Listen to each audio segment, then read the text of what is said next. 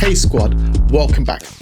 Now in my last video, I showed you how I might approach writing, composing, producing a track if I was writing for the fantastic TV series Godfather of Harlem.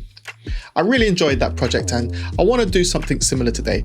This time I want to show you how I might approach writing for the fantastic Netflix series Narcos. Now I hope you find value in these videos, and if you do, remember to like the video. That's important because that helps the YouTube algorithm to push my content further out so more people can engage and we can build a bigger community. Secondly, if you haven't subscribed to the channel yet, remember to do so. And finally, if you're interested in one-to-one online tuition or a consultation, remember to check out my website www.musictechtraining.com/tuition. Anyway, it's that time, so let's get into it.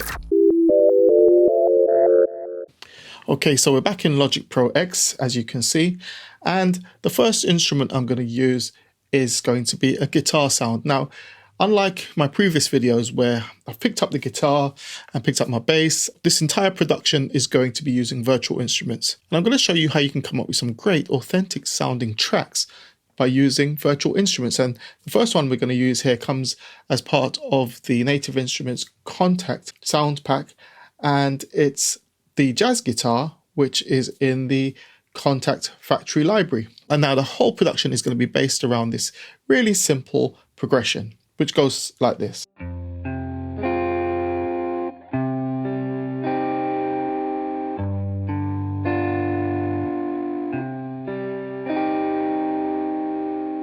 So I'll put this down, then I'll add maybe one or two additional guitar parts to start things off, and then we'll get into the percussion section, which is so vitally important.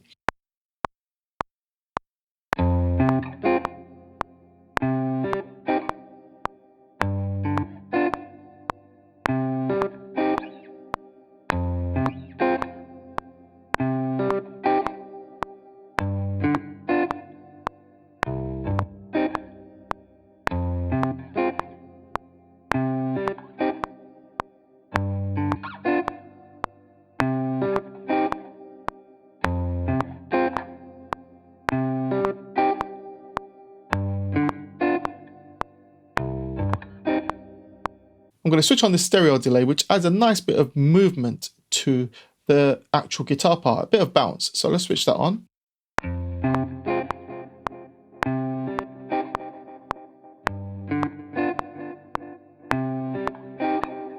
Lovely. Okay, so the next bit I'm going to add is another guitar part. And the sound is again taken from Native Instruments Contact factory library. And the instrument sounds like this.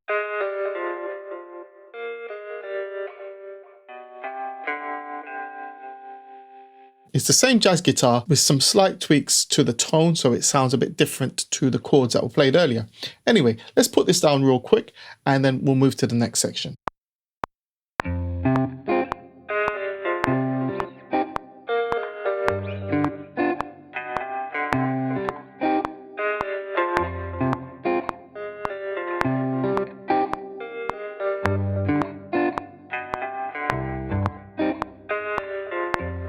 Okay, so now what I'm going to do with this part is I'm going to add some quantize to it. And the quantize setting I'm going to use is 1/16 swing C. Now let's see what that does.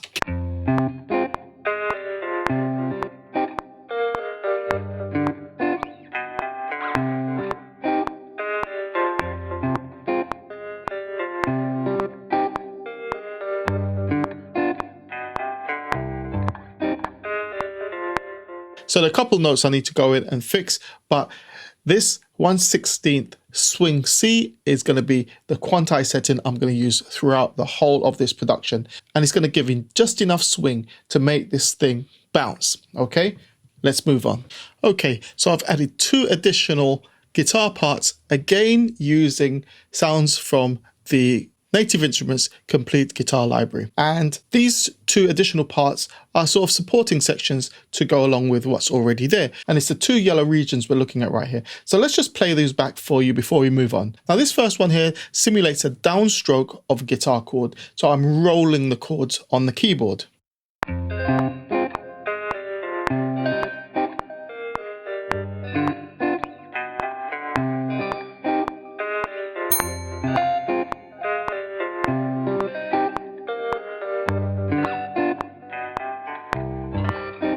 Okay, so it's just rolling the chords.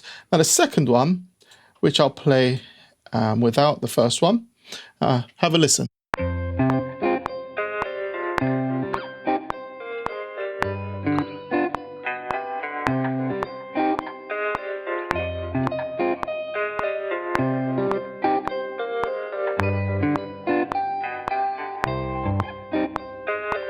Cool. Once I arrange this piece, they probably won't both play at the same time. They'll probably play in different sections, but they're there and they're supporting the existing guitar parts. Now we're going to move on to laying down the important percussion section. Okay, so now we're doing the drums and percussion. I've already laid down the kick drum pattern, which is right here, as you can see. It's very straightforward, 4 to the floor, kick drum hitting on every quarter note. Now the snare pattern is a bit I really want you to listen to and understand the rhythm that's going on here. Now all of the drums I'm using here are from my Body Blows drum kit sample pack, which you can download for free right now. There'll be a link in the description. Anyway, let me put down the snare pattern that we're going to be using here. I'll just tap it out on this keyboard.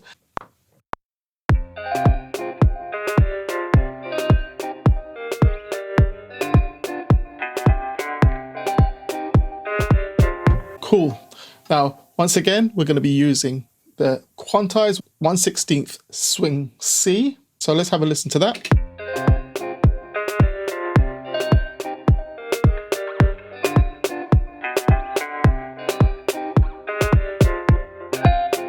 Okay, now things are taking shape.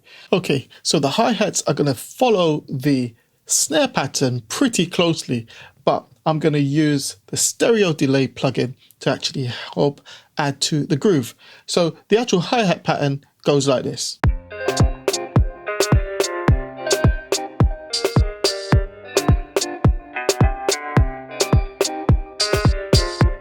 Okay, however, I'm going to add stereo delay, which is going to give us this.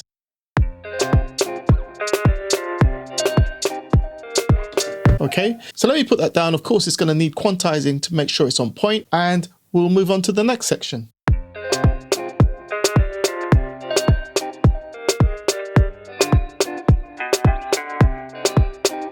Yeah, that's the right shuffle I'm looking for, and that is added by the stereo delay plugin. Okay, what I'm going to do, I'm going to add a few more percussion parts to build up these drums rather than doing it all on screen, and then I'll come back. Maybe I'll isolate a few just to show you how I'm creating the groove. Once I'm happy with the drums, we'll move on to the bass line, and then we'll wrap up with the last few bits.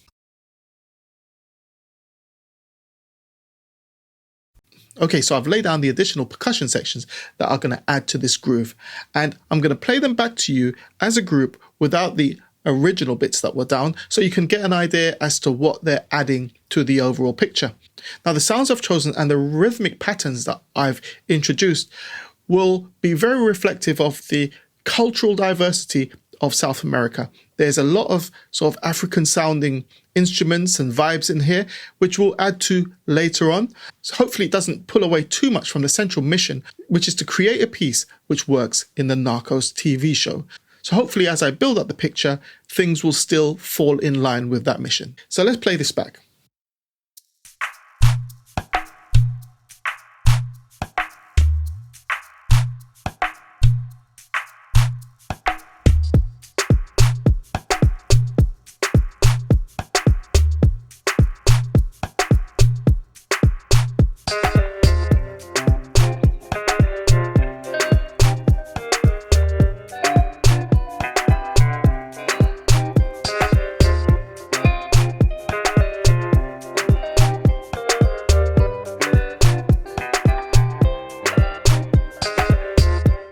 I think we're getting there. All right. Next thing I'm going to add, again, is to do with that sort of cultural diversity. I'm going to add some African marimba. I've been listening to a lot of Afro swing lately, and the rhythms are actually quite similar to what we've got going on here. And I think the African marimba chords might actually just add, again, some more of that flavor that we're going for.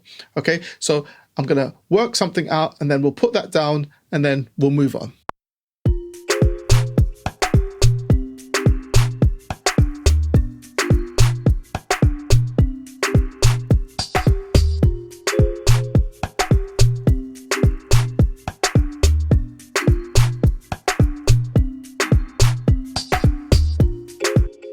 Okay, so we're getting real close to finishing. All I've got left to do is add the bass line, then add a few little embellishments. You know me, I like to add those little trinkets, and then the lead, and we play out.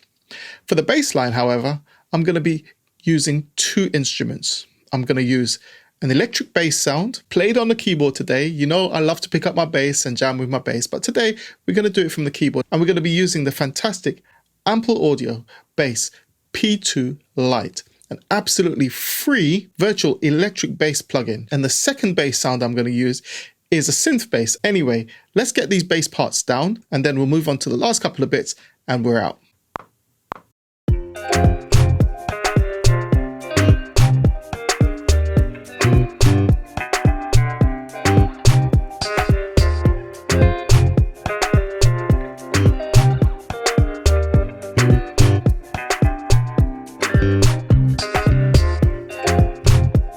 Cool. Quantize, Q. Okay, so the second bass line I'm going to put down is, like I said, a synth bass. And for that, I'm going to use Logic's sampler plugin. Now, I've already put down the bass line, so I'm going to play that to you real quick. Then I'll show you how I actually came up with this particular sound, which you can do really quickly yourself.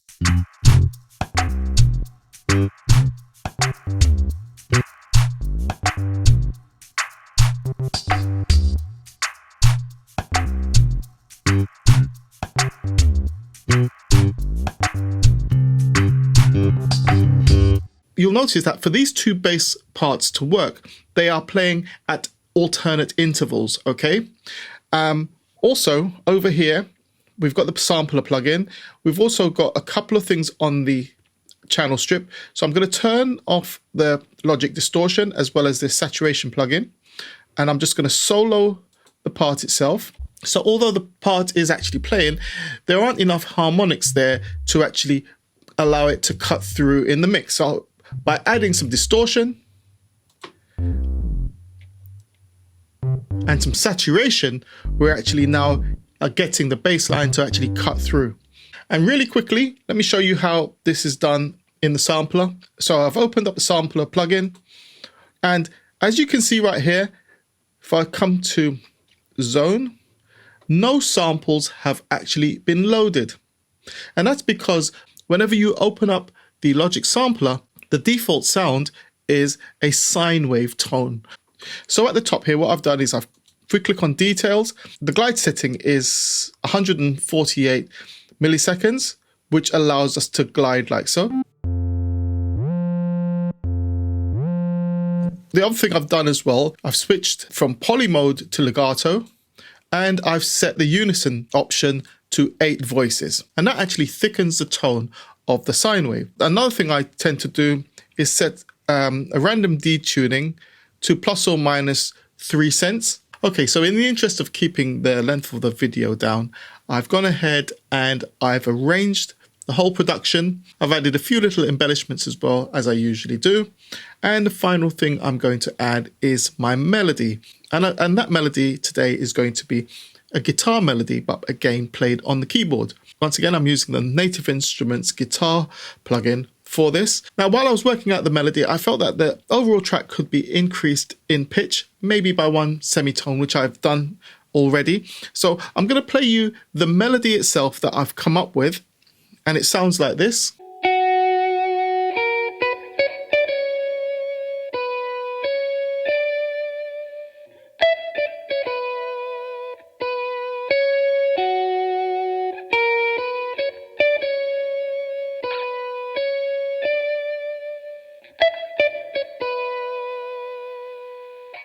And that's the melody I'm going to play out with.